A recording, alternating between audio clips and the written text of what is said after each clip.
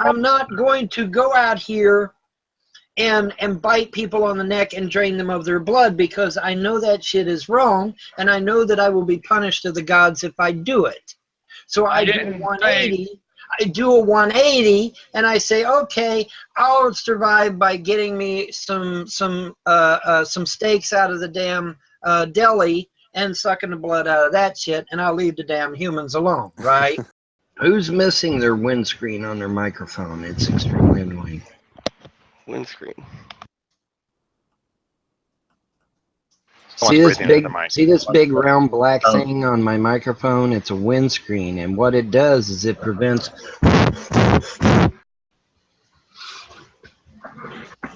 Well, it's official.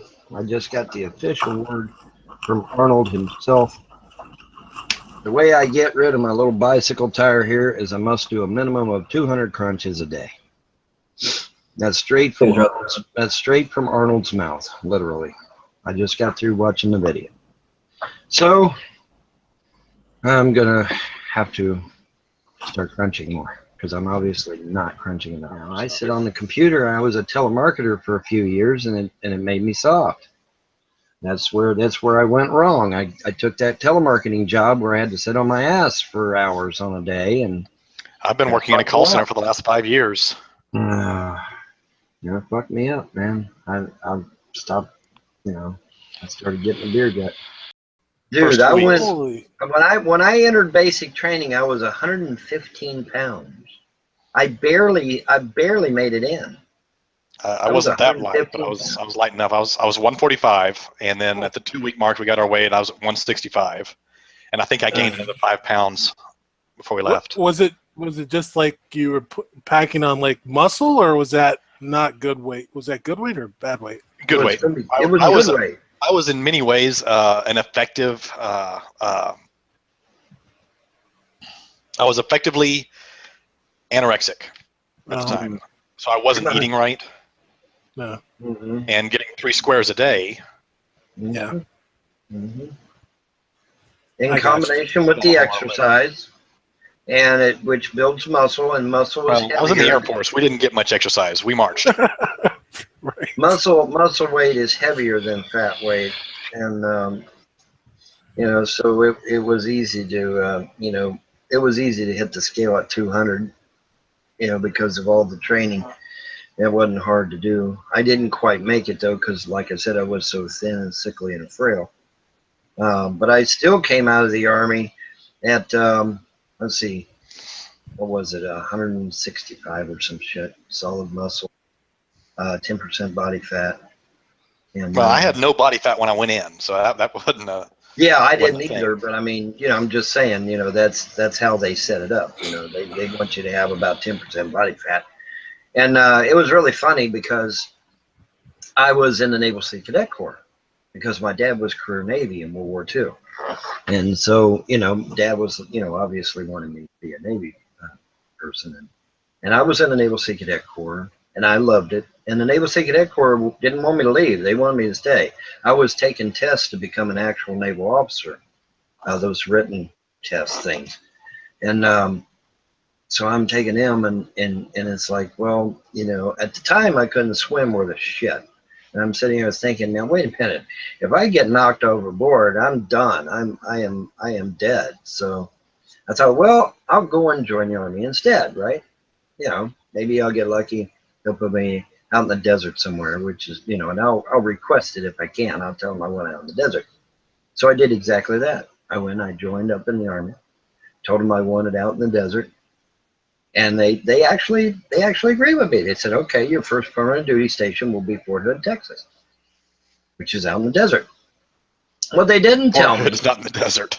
Well, Fort Hood, Texas is. That's rolling hill country. But it's still, we went out in the desert to train. But anyway, point being, all right, what they didn't tell me though, is that my first basic and AIT training would be in the hills of Kentucky. All right, so what they done was they took me down here to Fort Knox, Kentucky, which is not far from where I live now, ironically.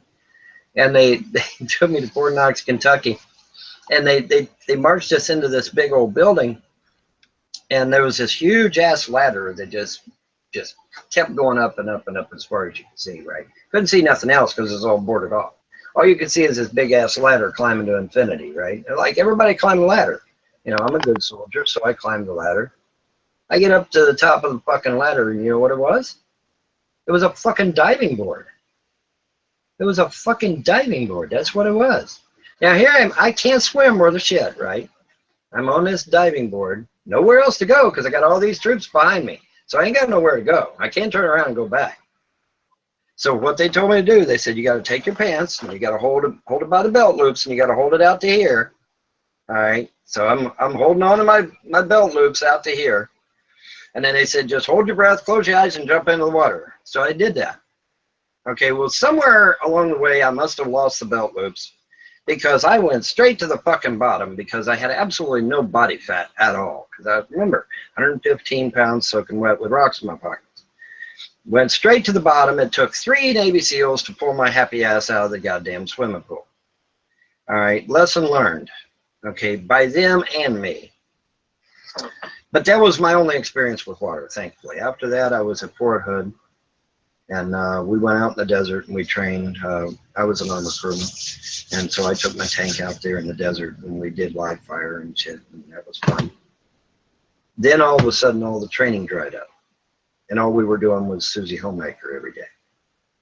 And I went to my LT. I said, "What's going on?" He's like, "We ain't got funds." I'm like, "You kidding?" He's like, "No." So I went to the captain. I said, "What's going on?" He said the same thing. He said, "We ain't got funds." I said, "Well, I come here to train. You know, I'm here to do a job." And they're like, "Well, you can get a transfer." I said, "Okay, well, how long will it take?" They said, "Anywhere from 6 months to a year." I'm like, "Oh, shit. What do I do?" And he said, "Well, you can go and work for the government in a civilian capacity." And I'm like, "How long would that take?" He said, "Oh, well, that's immediate. You'd start immediately." I'm like, "Okay, I'll do that then." And that's exactly what I done. You know, so when people see RE3 and JHJ on my ticket, it doesn't mean that I was a washout. All it means is that I transferred over to civilian work.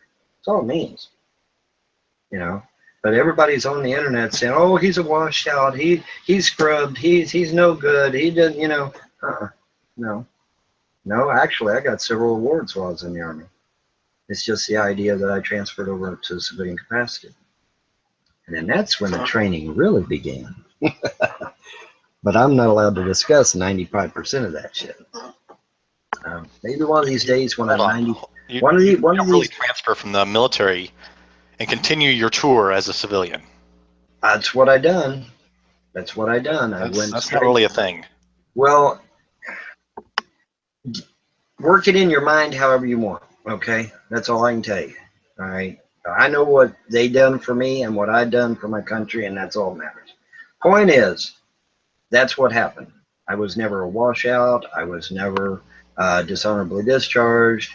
Nobody hated me. Well, Drill Sergeant Ward didn't like me too much, but that's neither here nor there. Anyway, or Staff Sergeant Ward, excuse me.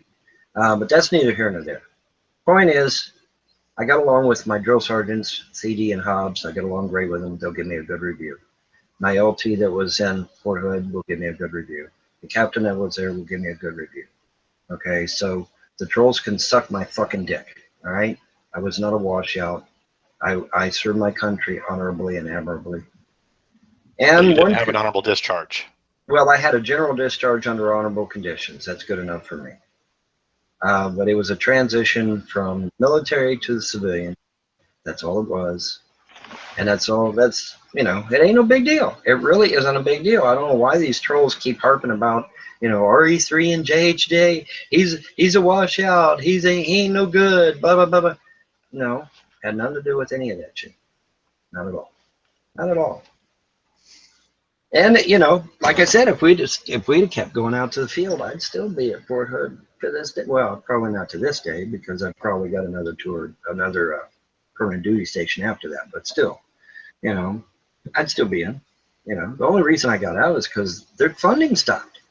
You know, it wasn't my fault. It wasn't their fault.